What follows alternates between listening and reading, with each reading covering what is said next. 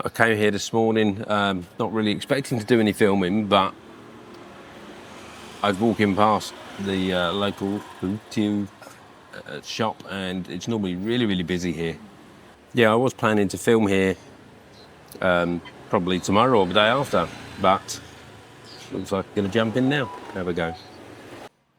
So this small stall is quite unassuming, and if it wasn't for the holiday, this place would be absolutely packed with people. It's normally heaving with lots of people, but I'm quite happy that it's quiet. It makes filming easy for me.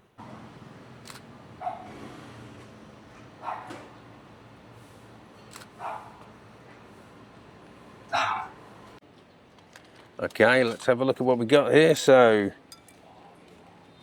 Hu Tieu, coal, dry, and it's dried with pork here. We've got tuck mỡ, pork fat, crispy pork fat, and we've got our mixed noodles with a little sauce on here, and I'm not quite sure what the sauce is. Okay. I don't know what the sauce is. I did read that they use oyster sauce, but I've been told no. Now, with the dry version, you get a side soup, and you eat them separately. So on your dried noodles, you can mix in the chili sauce or the soybean sauce here, or soy sauce. But I like to use a little bit of a broth just to loosen up the noodles. That's my way, which I think possibly gets frowned upon by locals, but I don't care. This is how I like to eat it. Because I like that little bit of moisture in my noodles. And I do think we need a bit of chili sauce.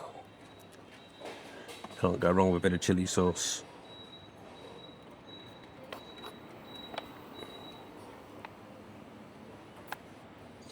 Just a touch. So that's enough sauce for me for now, just to get those mixed up. And one of the things I've noticed about this dish in particular, get it separated a bit.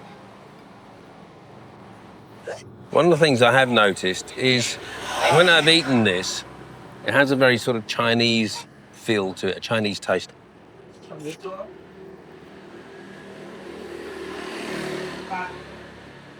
It's the closest thing I've got from Vietnamese food to Chinese food.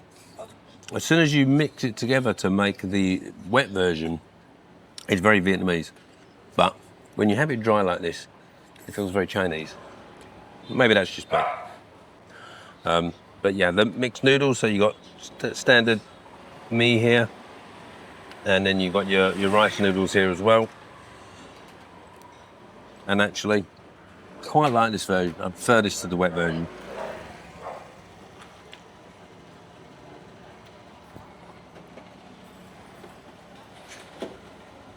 And maybe that's because I've been brought up eating a lot of Chinese food in the UK. But the pork, this is topped with pork, this one. Let's get a nice piece here. Look at this, so this is looking like shoulder of pork. Nice mix of fat, good soft gelatinous skin. And actually, yeah, very nice. I feel like I should have something to dip that in, but I haven't got anything to dip it in. So that's okay. Quite soft and tender. Yeah, very gelatinous pork. And we've also got some Huyết on the side here, which is, of course, the ubiquitous blood cake of Vietnam. And at first, I had difficulty with this, naturally because of what it is. But in reality, it's actually really, really nice. Look at how...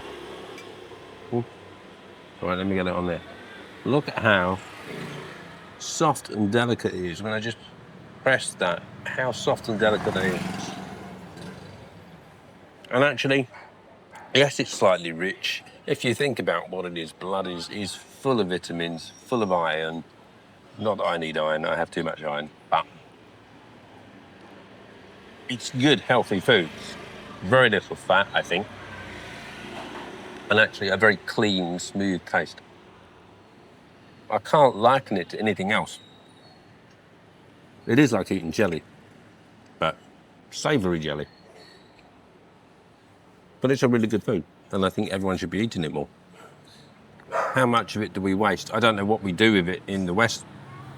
Do we put it into animal feed? I have no idea. Or does it get wasted? Either way, we need to start eating more of it.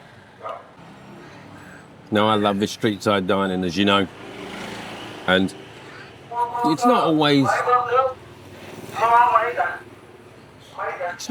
easy trying to order food in these places, but if you smile and persevere, even if you don't get exactly the thing that you wanted, you're going to get something pretty decent to eat. I do hope with the change in economy here that these places survive. And there's a lot of new regulations coming in, but these small retailers, definitely the lifeblood of the city, need to survive. And I think the government's not stupid. I think they'll do it in a slow and careful way to try and help them along rather than put them out of business. She'll see. I am clearly no expert on Vietnamese food, so I chose to do a little bit of my own research on this dish beyond the initial Wikipedia entry, and there's a clear consensus that there is probably a Chinese root to this dish out of southern China and via Cambodia. But I don't suppose that it actually matters. To me, if it's tasting good, then that's enough. But I guess it's nice to romanticize over the idea of ancient travelers, amazing locals with new flavors. Okay, so just quickly before I go, oh, hang on. Yeah, come on. Come in then. Talk about the price here. So 45,000 for the bowl of Hu Tieu and 10,000 for the bowl of Huyt. So 10,000, that's 30p, 40 cents maybe, 30 pence in UK pounds, and 45k is about £1.30, £1.40 maybe. So about $1.60, I'm guessing there. Yeah, decent price food, and yeah, makes a lovely start to the day. Not sure what's going to be next, but I'll join you in the next one. Feel free to like and subscribe.